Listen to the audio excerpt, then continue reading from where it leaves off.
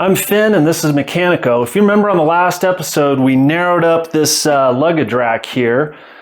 However, there is a problem with that. Much like my wife's wedding dress, it no longer fits.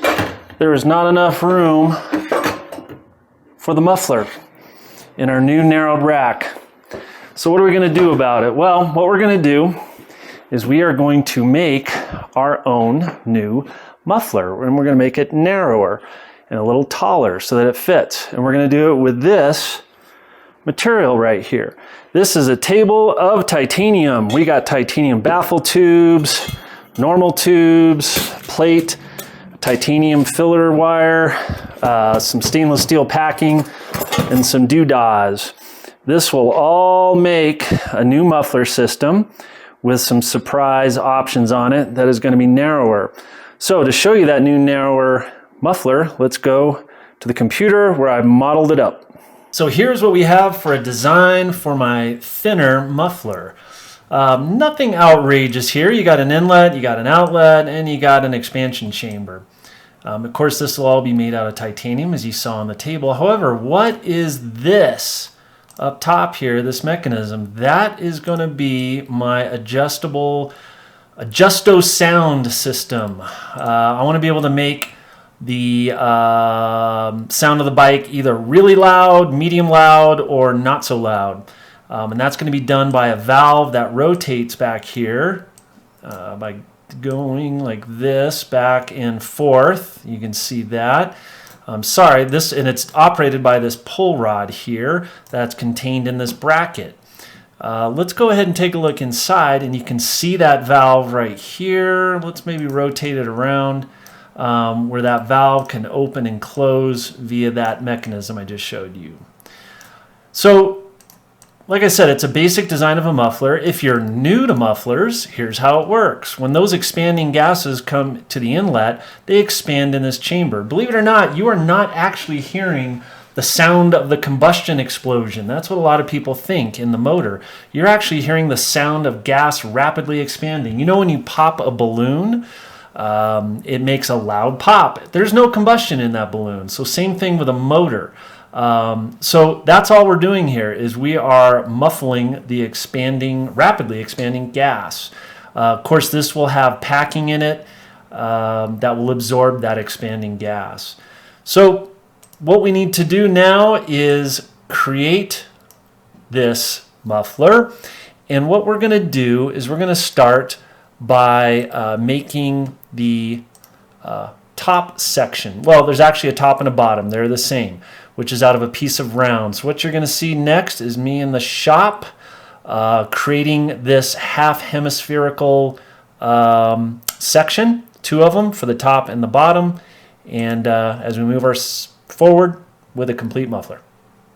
Something of note, after I finished that computer model, I did take the time to make this foam mock version of the muffler to make sure everything fits, and it seems to be perfect in that it gives us all the room we need and the clearances.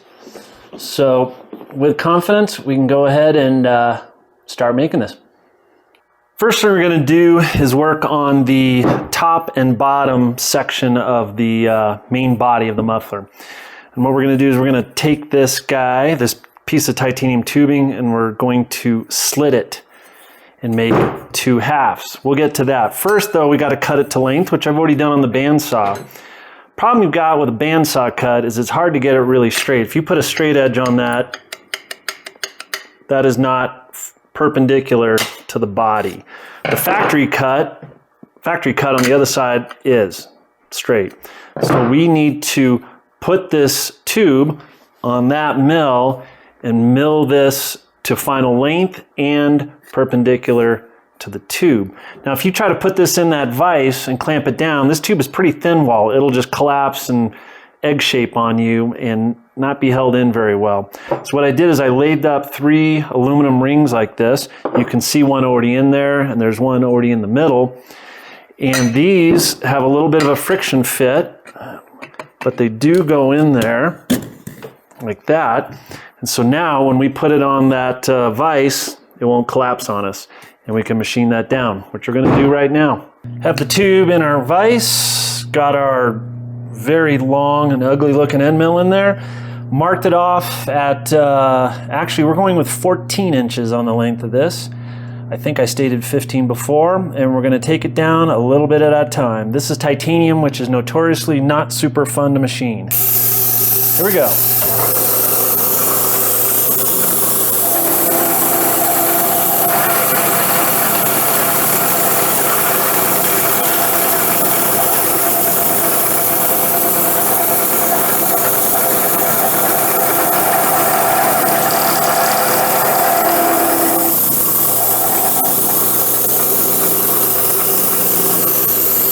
Take our square, put it up on the end there, and yep, that is one flush end. Why does that matter? Because when we go to weld these parts together, what I find is the flusher the parts are to each other, the smaller the gap, the easier the welding is. So that's why it's important. Now I'm going to call an audible here. I need to put a boss on each side here for the valve assembly. If you look on the screen, you can see where we have the valve boss sits on, or the valve assembly sits on two bosses opposing each other on each side of that of the muffler itself. So what I was originally going to do was I was going to do that after the muffler was completed and assembled, but I think that's going to be problematic in other ways. So we are now going to weld the boss on it now. So what I've done is I've taken or created these titanium shims, and we're going to weld those on here. One's got a slight bend, one's flat. We're going to weld those on there on one side, and then we're going to weld it on the other side, drill the hole, and then we'll slit the tube. So let's go over the welding bench, weld up this titanium.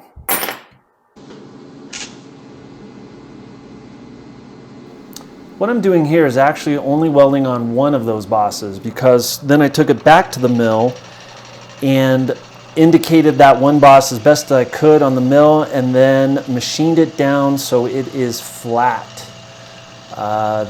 This will then allow us to set up for the next boss. You'll see how and why.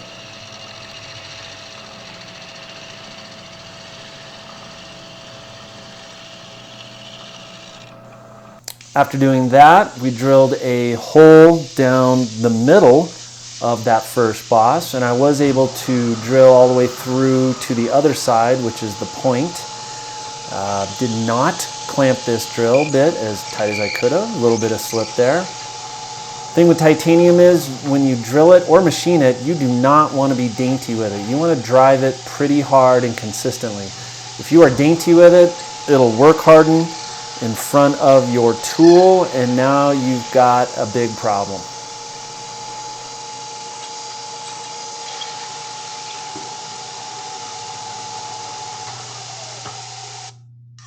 With that boss now welded on and flush, which you saw in the mill there, and a hole drilled in it, put a bolt through there, drilled holes in the other tabs so that now these two bosses are perpendicular to each other. So when I weld this one, it stays perpendicular with that one.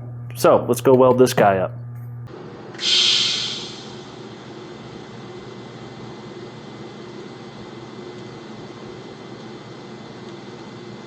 Same thing as before with the first boss, we are now machining down the second boss. But based off the first boss being perpendicular and flat to the tube, the second boss will now be. This is critical for the valve assembly to operate properly. Off the mill and done. Both surfaces are now flat and perpendicular to each other, and that hole down the middle is concentric. So we have everything done on the bosses. What we're going to do now is something I have not done before, which is we are going to slit this into two hemispherical and equal pieces. And that's going to take some custom tooling. So let's start on that, and then I'll show you the setup on the mill for slitting this guy.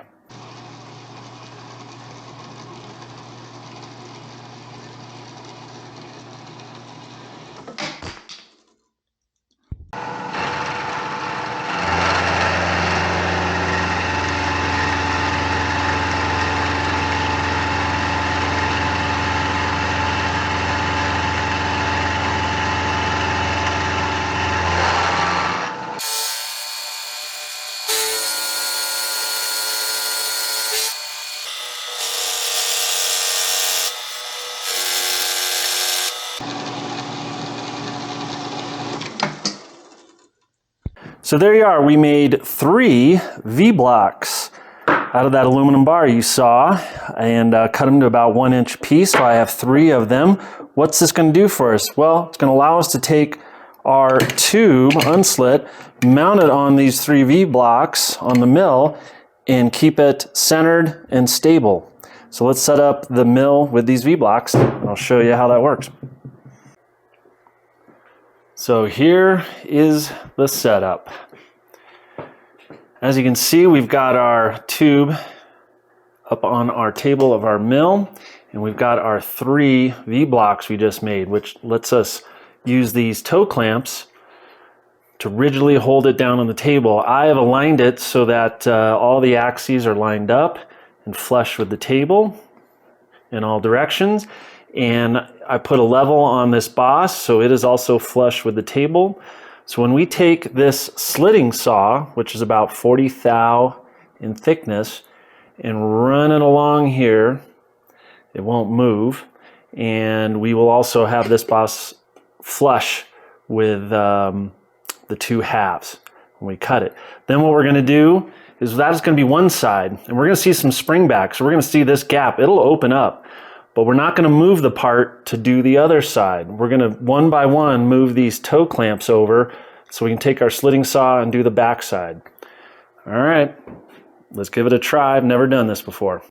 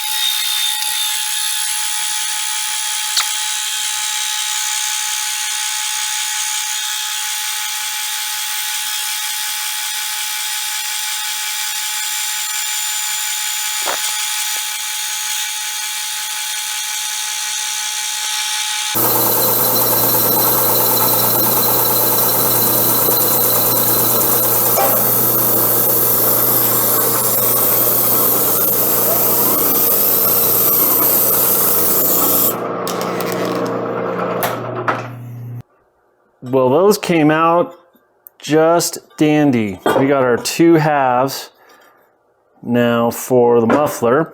And let me show you where these go or how they fit. So here's our foam mock-up you saw on the bike. These are the top and bottom caps. So that guy will go there. This guy will go here. And there you go. Then we're going to have some more titanium plate in here welded in, and of course on the back side.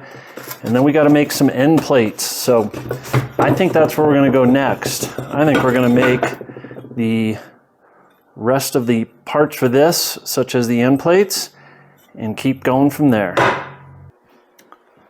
In all fairness, I started with pre-cut pieces of that titanium sheet you saw at the beginning there. I had a friend of mine here in town who's got a really nice shear machine, shear all those sheets into pre-made pieces. You just get a really nice clean line with it sheared nice and straight, and when it comes to welding, that is critical, a nice straight line. You try to bandsaw it, it'll be all wavy and wiggly and contaminated with oil and whatnot from the bandsaw. Shearing is the way to go.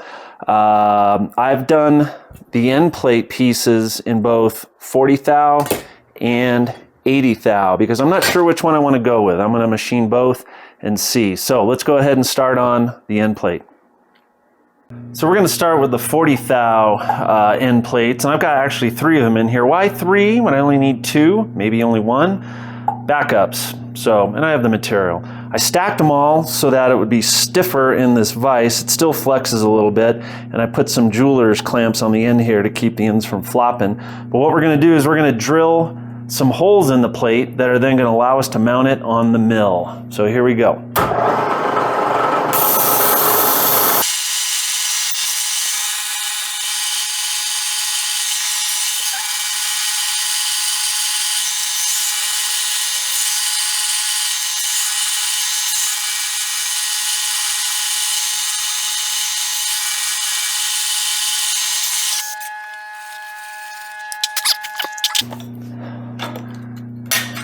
There we go, 3 of them all drilled through. Let's go over to the mill and I'll show you what we do next. So we're over at the CNC mill. Here is one of the pieces I just drilled out over on the manual mill. And here's another one bolted to a fixture I made earlier on. We're going to start with the 80 thou piece because I figure if we can cut that one, we can cut the 40 thou.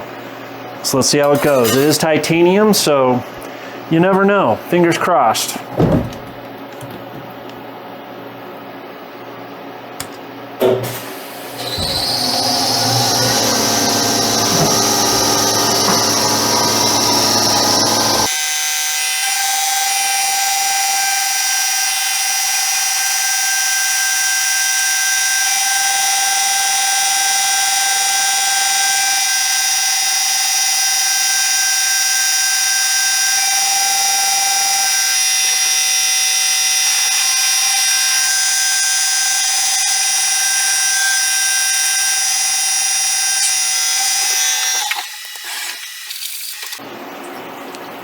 There we go.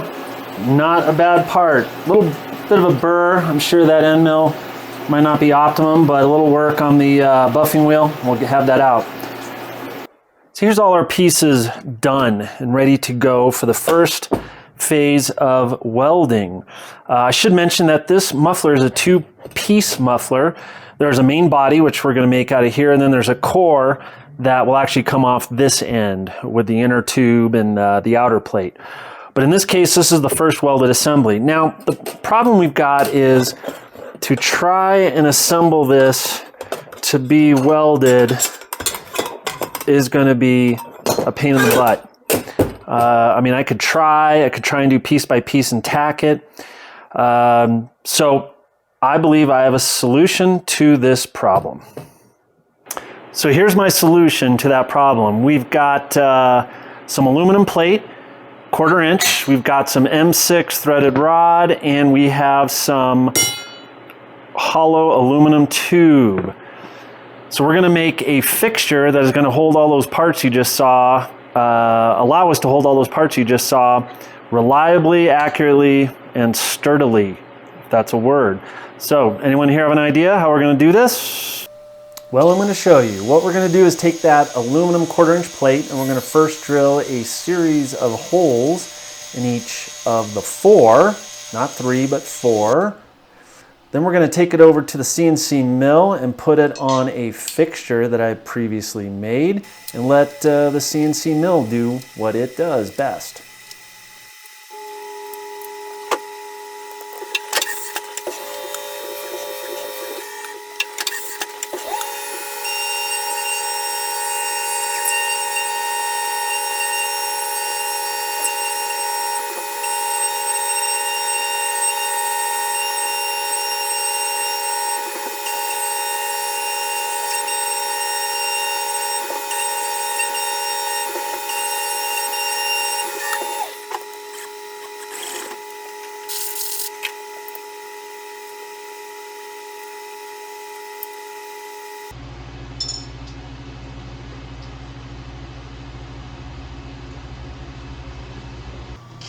Next, we're going to rough cut that aluminum tubing to a length a little bit longer than they need to be so that we can then put them on the lathe and not only take them all down to the same length, but give them a nice flush end.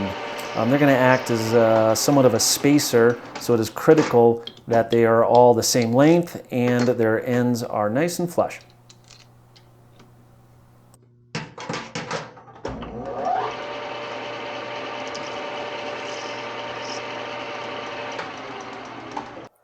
Here are all the parts I just made. Those aluminum, what I'll call inserts, 4 pieces of threaded rod, and 8 of these aluminum, what I'll call now spacers, all cut to the same length, and some nuts and washers there. So rather than me try to explain what this is going to do, I'm going to put it together and then I can show you what it's going to do. So let's bring on the fast action filming.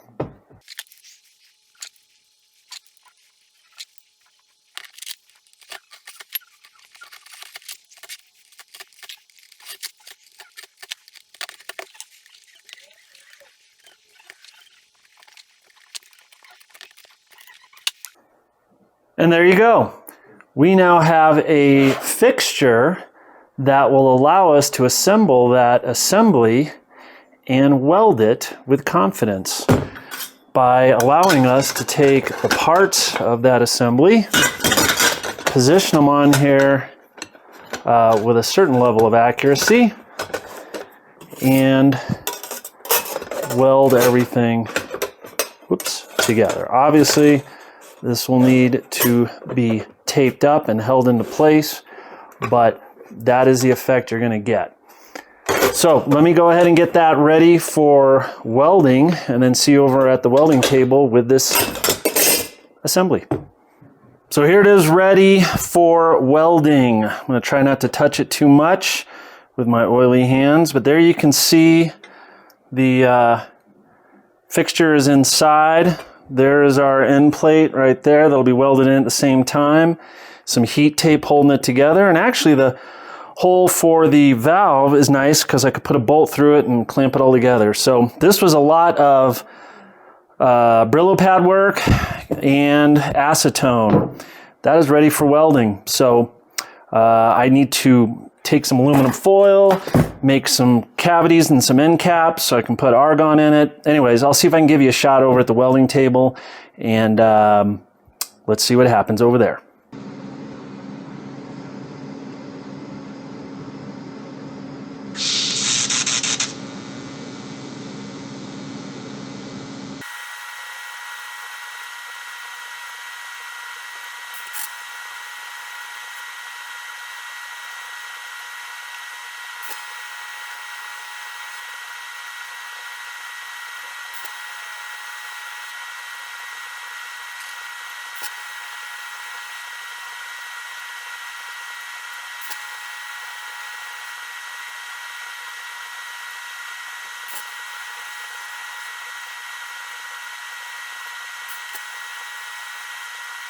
So I should mention that the first thing you actually do when you weld up something like this is you tack it. So you see a series of tacks on here, but it lets you make sure that everything looks good, fitment is good.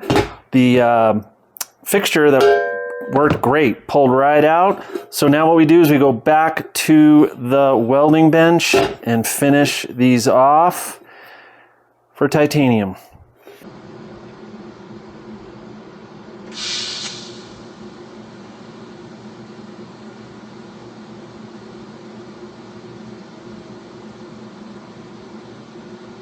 All right, fresh off the welding bench, and I think it came out pretty good. Ow!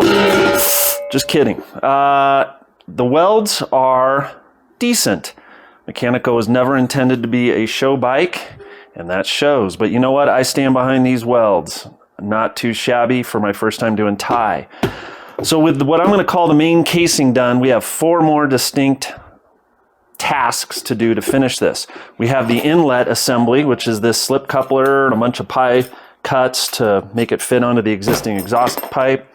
We have the valve assembly to adjust the sound. We have the strap system to hold it on the bike, which is the factory one we're going to modify.